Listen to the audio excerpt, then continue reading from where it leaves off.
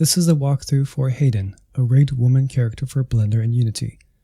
This will have useful tips and will help you get the model up and running. There are two downloadable zip files. The Hayden Blender zip file has the Blender files and the extra files. The Unity zip file has the Unity files. Inside the Unity file, there is the Unity package. You'll use this to import Hayden into Unity. Inside the extra files, you'll have all of the extra files like the FPX, the OBJ with its MTL file, and the STL files. The FPX is rigged, none of these others are rigged, and the FPX you have to reattach the textures, same with the OBJ, and the STLs don't have any textures. Inside the Blender files folder, we have the two main Blender files. There's a Hayden with GUI and Hayden no GUI. The GUI is a graphical user interface that makes it easier to pick bones while you're animating. There's also a Hayden FBX export Blender file it's a slightly modified Blender file used to export to FBX. So if you're going to author new FBX files, this can be useful. There is a proxy picker and a rig tools. These two plugins, you'll need to install these into Blender to use all the features of these rigs. And there is a textures folder that has all the textures for the models. Make sure that this texture folder is in the same location as these two Blender files, so that way they can find the textures. Okay, let's set up Blender to work with the model. So go to Edit, Preferences, Add-ons, type in ANIM for animation, and look for Pose Library. This is a plugin that comes in free with Blender 3.1. So make sure you're using Blender 3.1 and click that one here. And then we'll have to install those two plugins I showed earlier. Blender files folder, and install the rig tools, and install the proxy picker. Okay, and that should be everything we need to get these models to work. Okay, let's open this file up and see how it looks. File open, let's go with GUI and open that one. It'll take a while to load. I'll just speed it up. Okay, looks like everything loaded okay. We're already in pose mode. If the textures do not come through and everything is pink, go to File, External Data, Find Missing Files, and navigate to the Textures folder and click Find Missing Files, and it will reattach all of the textures. Okay, let's make sure these plugins all worked. We're already in pose mode, but if you're not, if the rig is black like that, that means you're in object mode, so click it and then go to pose mode. Okay, so let's make sure the proxy picker is working. If you click on main or second, it should toggle on or off the main or secondary bone controls, rig controls. So that's how you know that the proxy picker is working. Let's make sure the rig tools is working. So if you click on a hand or a foot or a head or something and click tools, you should see snap IK, FK, and all these other controls. That means that the rig tools is working. And then let's click off of the hand and click on this animation tab. If you see this animation tab and if you see all these little preset poses, that means that the pose library is working. Since we've got the pose library open, let's just go through that and see how it works. These are nice shortcuts to getting to these poses. So make sure you have none of the bones selected, but you are in pose mode. And then you can just click any of these poses and you can see different kinds of expressions. You can do like different mouth expressions and so forth, and you can make a smile. If you want this like kind of crooked smile, go on the reverse direction, click flip pose, and then go and click that, and it should flip it. Same thing for the hands. If you click on a hand pose, you'll see it do this little pose here. If you want to do it for the other hand, click flip pose, and then click it, and you'll see it affects the other hand. And let's go back to default here. One thing to note about this pose library is this stores poses for a certain set of bones, so you can select those bones. So if you right click and go to select pose bones, it'll select the bones that are actually stored in this, this pose. If you have other bones selected and you click on one of these poses that affects different bones, like just the mouth, nothing will happen. So if you're clicking this and nothing's happening, that's because you have a different bone selected. So just click off and then click it and it'll work. Or you could select, the mouth bones and then click it and it will work. Okay, so I hope that made sense. Okay, let's go through the main rig layers. Make sure you're in pose mode.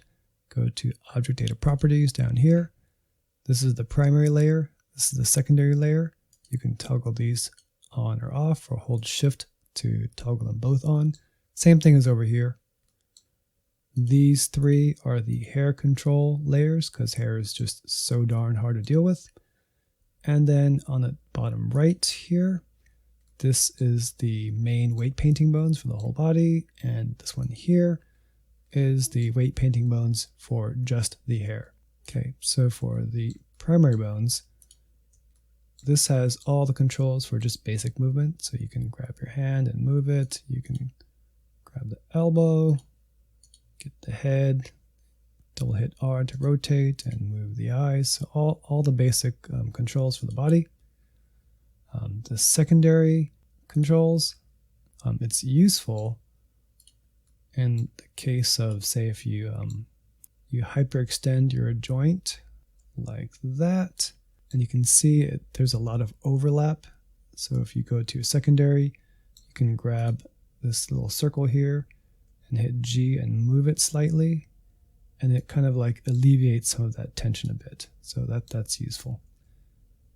The secondary controls also has controls for the parts of the eyelashes. The skin around the eyes. You can move just a little bit if you want.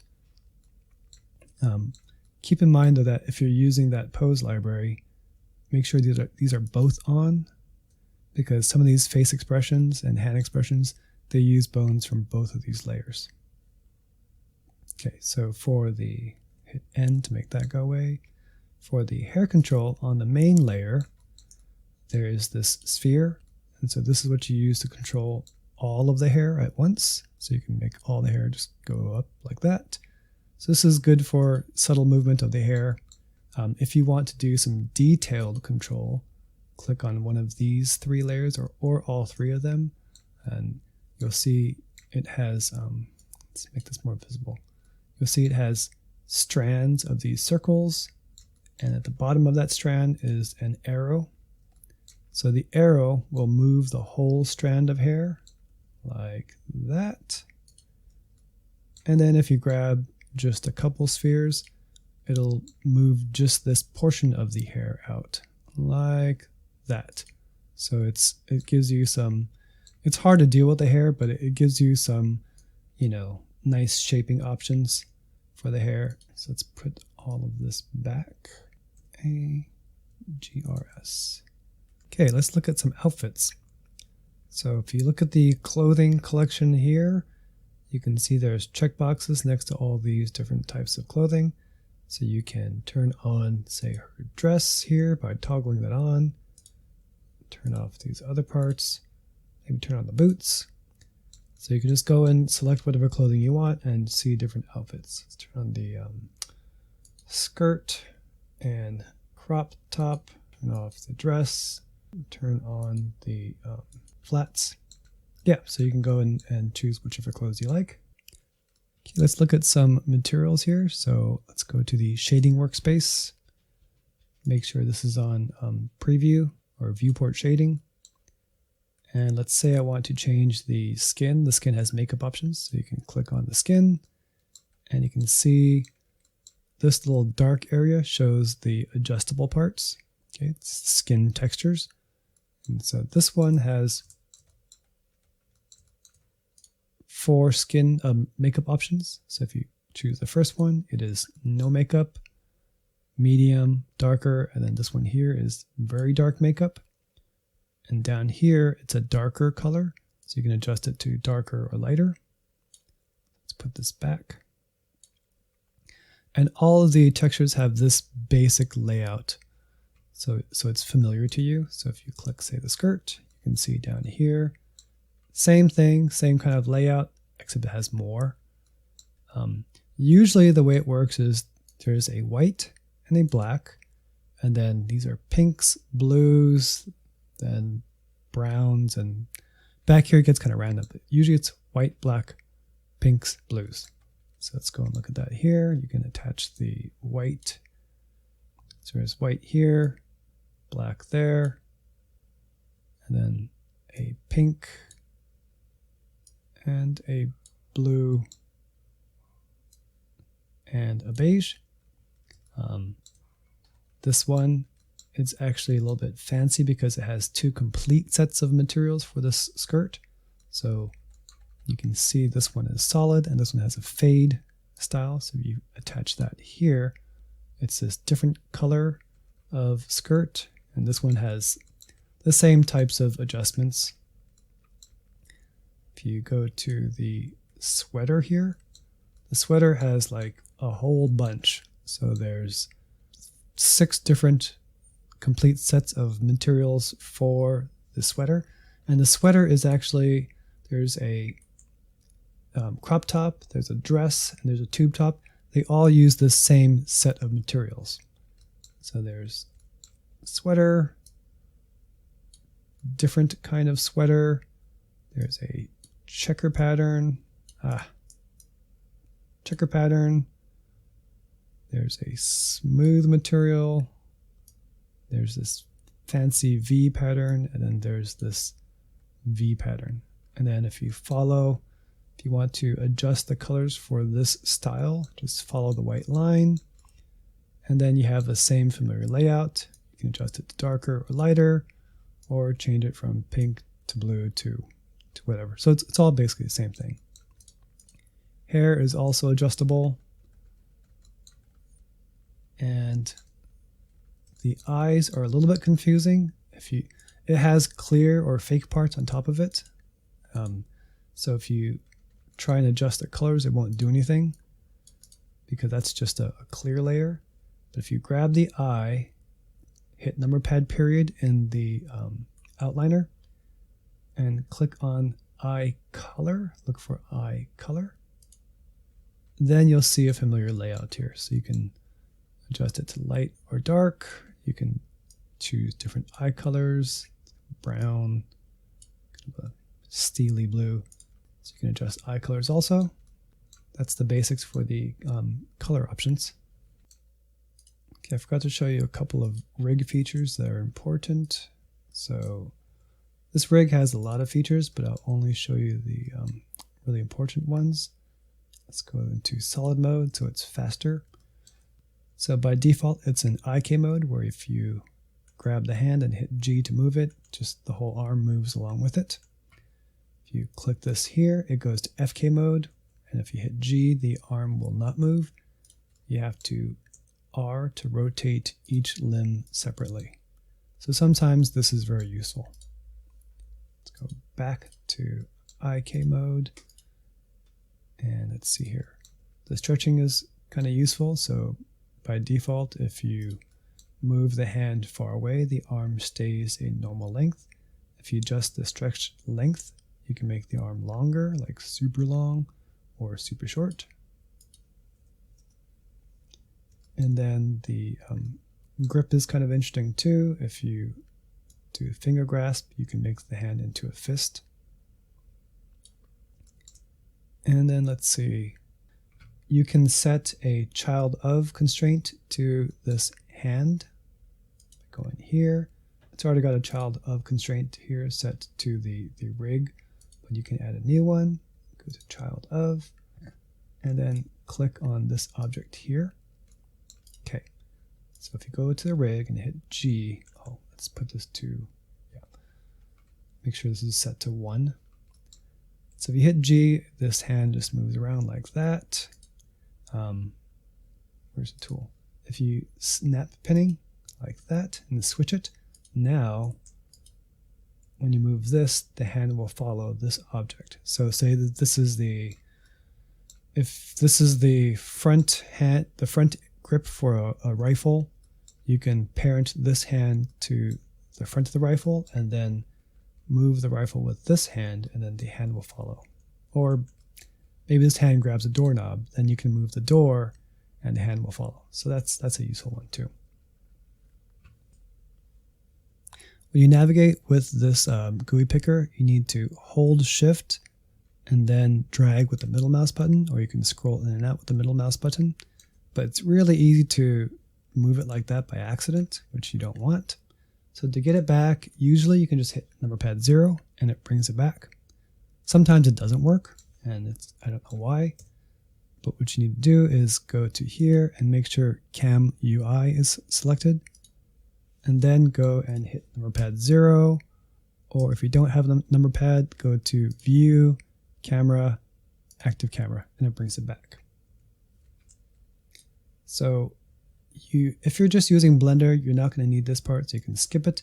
But if you're interested in exporting this model to another program like Unity or making an FBX file, then shape keys are very commonly used. And so all those poses in the pose library are also saved as shape keys. And so if you grab your mesh, you can preview them. However, because when you export this to the program, you want to have the body and the eyebrows and the eyelashes and the teeth all connected into one object.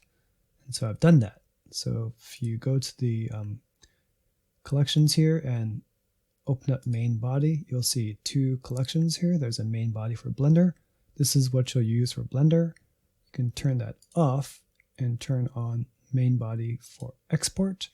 You can see here the eyebrows, the eyelashes, and the teeth and the tongue are all merged into one object. Okay, so with this object visible, now you can preview what the shape keys are. So let's turn on the colors because it looks nicer.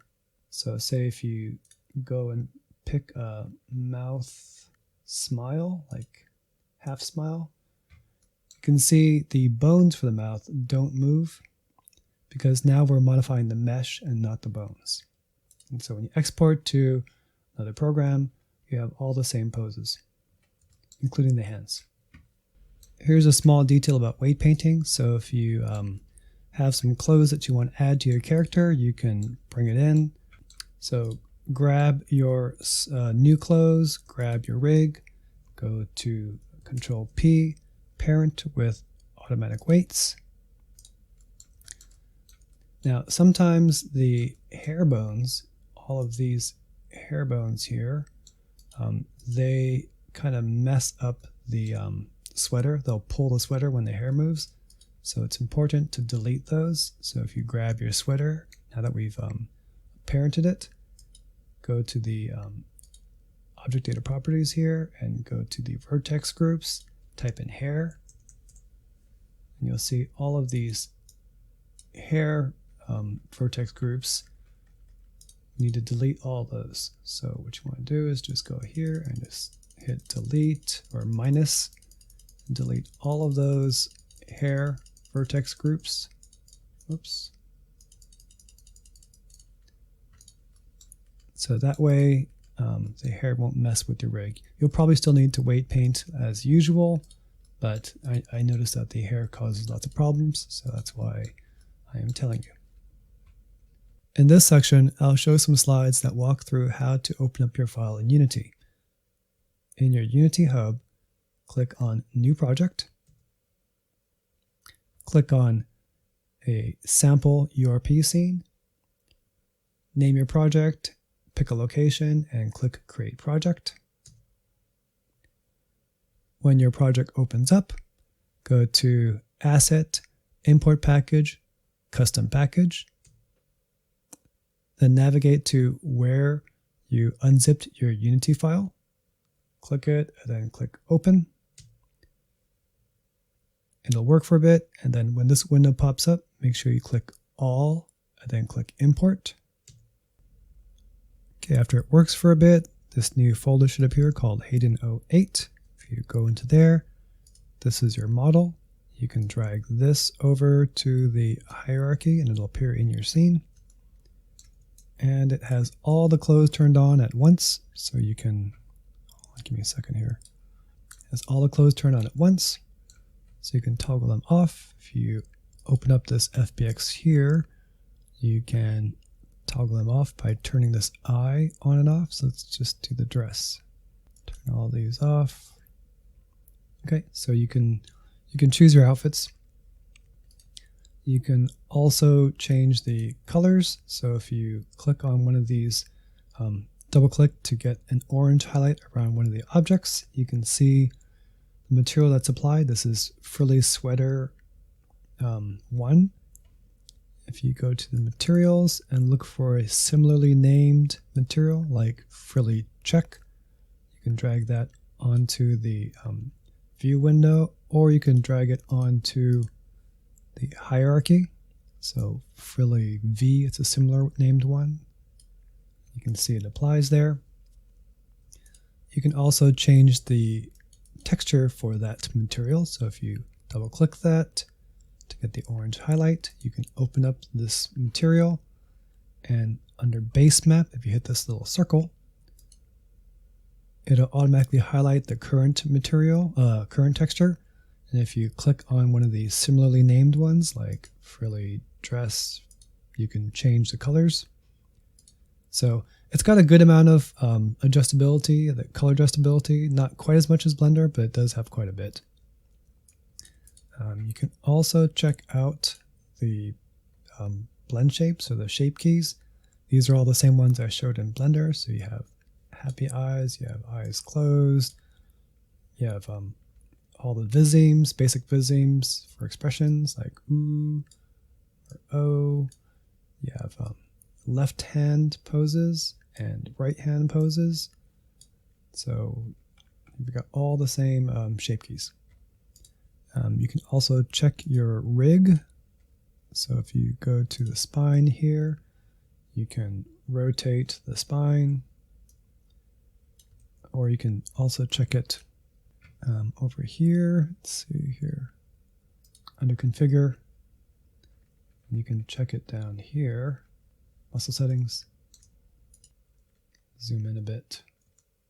It's kind of hard to see, it's kind of rough, but you can see everything's all rigged. Okay, so let's finish that.